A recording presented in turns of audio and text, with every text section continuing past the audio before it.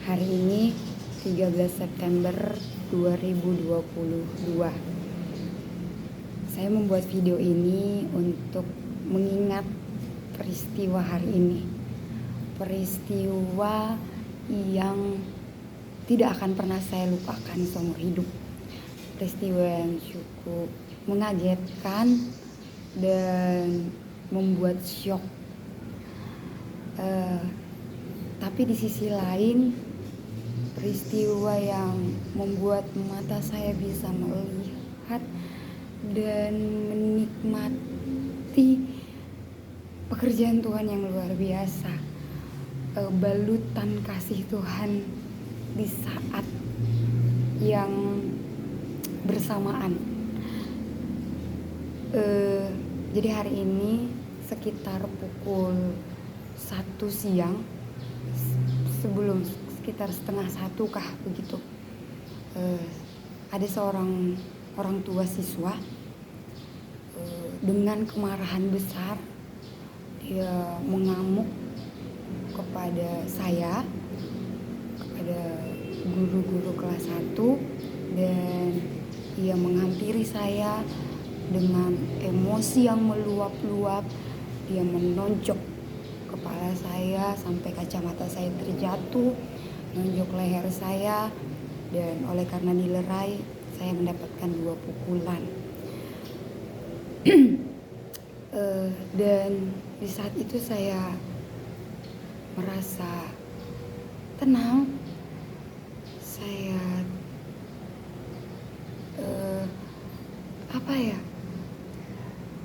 saya shock juga. Hanya saja di sisi lain ada perasaan yang seperti tercover, dan saya tetap merasa damai sekali menghadapinya gitu.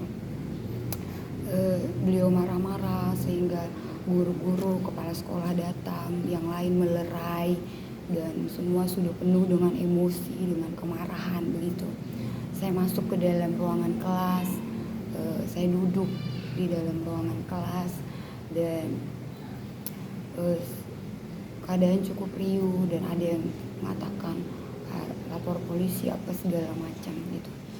Namun ketika itu kan sebelum kejadian itu sebenarnya saya mau panggil wali kelas yang satu lagi. Jadi saya sedang melayani di sebuah sekolah di sekarang, dan saya sedang mendampingi wali kelas 1. Jadi kelas 1 di sekolah ini ada 2 dengan 2 shift.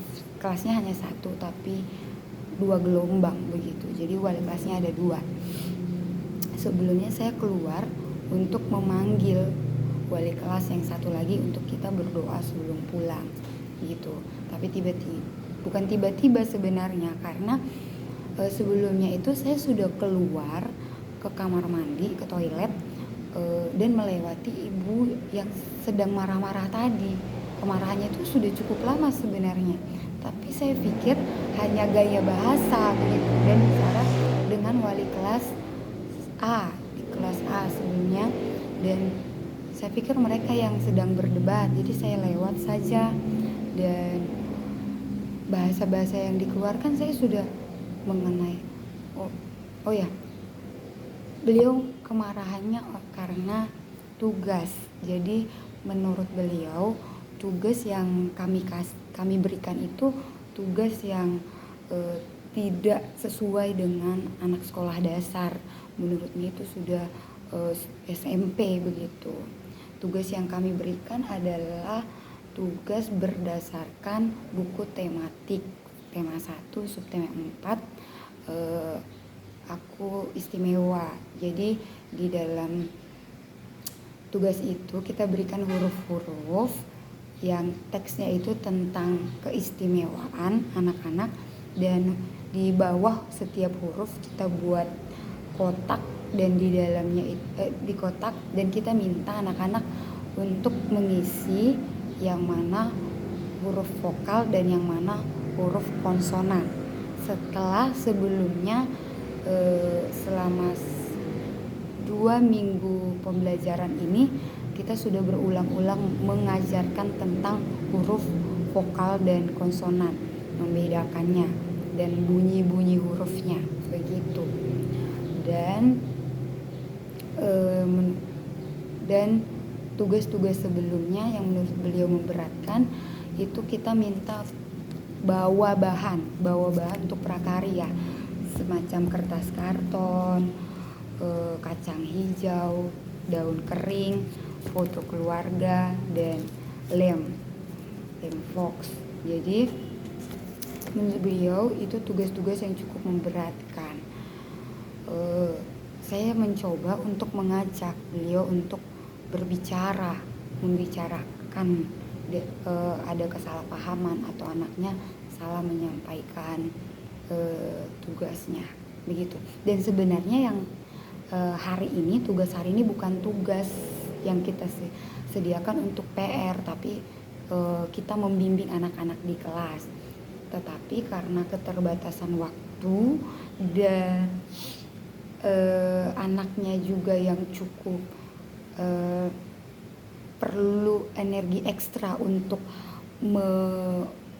merawatnya, mengendalikannya di dalam kelas, sehingga yang tidak selesai kita minta dibawa ke rumah begitu. Jadi sebenarnya itu tugas terbimbing di dalam kelas begitu, karena tapi yang tidak selesai kita minta untuk dibawa pulang, dikerjakan di rumah begitu. Tapi ibu tidak minta penjelasan, beliau langsung marah, dan ketika ketemu saya beliau langsung dengan emosi dan menonjok saya begitu, singkatnya begitu. Tapi saya sangat bersyukur dengan kejadian ini. Saya bisa, pertama yang saya sadari adalah saya sekarang mengerti kenapa anak ini dengan segala tingkah lakunya di dalam kelas yang hampir setiap hari membuat teman-temannya menangis, dan anak yang cukup butuh perhatian lebih dan doa yang lebih begitu. Dan saya sekarang mengerti, jadi Tuhan bukakan apa yang sudah membentuk anak ini. Kemudian yang kedua, saya memikirkan satu hal, ketika anak-anak ini tidak benar-benar mendapatkan pendidikan karakter. Anak-anak ini bagaimana kalau hanya diisi di bagian otak saja, tidak diperbaharui secara emosional, akan seperti apa anak-anak ini nanti begitu. Jadi sini saya semakin punya kerinduan untuk anak-anak ini mengalami transformasi di dalam Kristus, mengalami pendidikan karakter begitu. Karena kalau kita sampai gagal melakukan ini, benih-benih yang saya rasakan sekarang ini itu akan terus bertumbuh sampai kapan? Itu yang ada di dalam hati saya. Dan selanjutnya yang saya rasakan adalah saya bersyukur punya kesempatan bisa merasakan sedikit penderitaan yang dialami Kristus. Ketika ia datang ke dunia, dia mau menghapuskan seluruh dosa manusia, ia mau mendamaikan manusia dengan Allah, ia mau memberitakan kerajaan surga. Tapi apa yang dia dapat? Dia mendapatkan caci makian, dia diludahi, dia dihina, sampai dia disalibkan, dia mati di kayu salib. Dan ketika mendengar bahwa ada seorang guru juga tadi sempat mengatakan bahwa mereka di tempat ini berkemungkinan orang membawa parang, membunuh begitu. Saya sempat takut di dalam hati, bagaimana kalau emosinya masih meluap dan ada di dalam pikiran saya tiba-tiba datang dan membunuh saya gitu. Sempat ada pikiran seperti itu. Tapi kemudian saya mengingat lagi bagaimana Kristus telah mati bagi dosa manusia. Dia datang bagi umat kepunyaannya, tetapi umat kepunyaannya itu malah menyalibkan dia. Dan sedikit peristiwa ini juga membawa saya ke sana. Kami datang ke tempat ini dengan satu kerinduan untuk pendidikan Kristen yang holistik. Tuhan taruh kerinduan mengutus kami ke tempat ini untuk membawa jiwa-jiwa keluar daripada dosa dan kebodohan. Dan oleh kemurahan Tuhan, kami boleh melakukan apa yang Tuhan mau lakukan melalui kami untuk mendidik anak-anak ini. Tetapi ketika kami pikirkan, kami memberikan yang terbaik, kami memikirkan anak-anak ini, memikirkan masa depannya, memikirkan karakternya, memikirkan emosionalnya. Tetapi ternyata yang awalnya kita pikir orang tua juga akan senang ketika anaknya dididik oleh kami, tetapi ternyata ada orang tua yang tidak menyenangi dan semarah itu gitu, semarah itu dengan pendidikan yang sedang kami lakukan di tempat ini gitu. Hal itu membuka mata saya bahwa perjalanan ini memang perjalanan penderitaan, salib, memikul salib setiap hari. Saya benar-benar bisa melihat, bersyukur sekali bisa merasakan peristiwa ini. Salib itu menekan, tapi di satu sisi rasanya enak dan melegakan. Dan ketika semua guru-guru tadi sudah pergi, semuanya sudah pergi, tinggal saya dengan wali kelas B, namanya Teacher Milka. Kami berdoa bersama. Kebetulan giliran saya untuk memimpin doa. Saya mendoakan ibu tadi. Saya percaya hanya Roh Kudus yang akan bekerja memulihkan hatinya. Saya merasa kagum dengan perbuatan Allah. Ketika di masa seperti ini saya bisa merasakan kedamaian yang luar biasa. Saya sungguh terharu. Saya sampai menangis yang saya tidak bisa mengontrol tangisan saya. Saya menangis sampai tidak bisa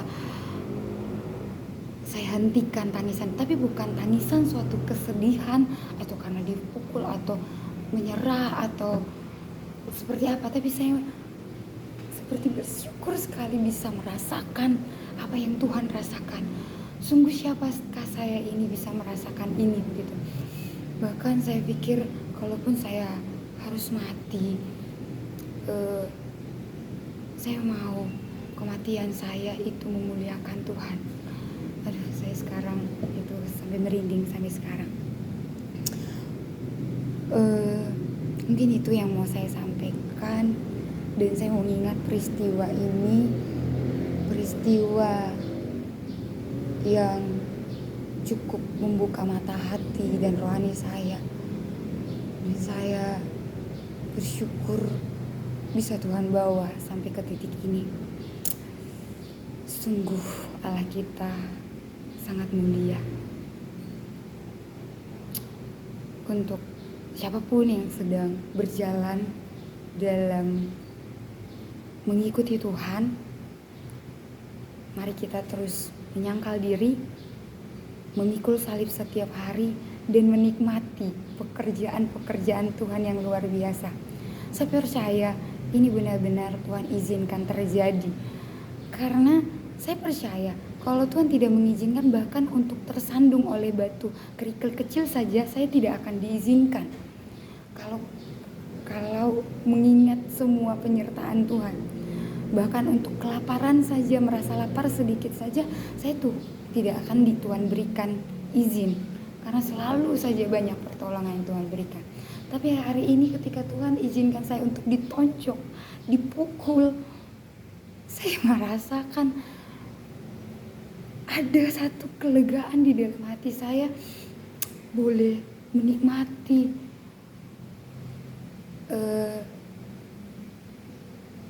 penyertaan Tuhan di dalam penderitaan. Itu yang boleh saya bagikan. Mari terus tangguh dalam kehidupan ini, kuat di dalam Tuhan. Kiranya ini boleh memberkati kita semua dan memberkati saya terus secara pribadi.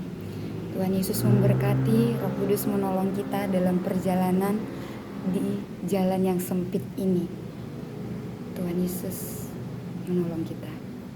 Amin.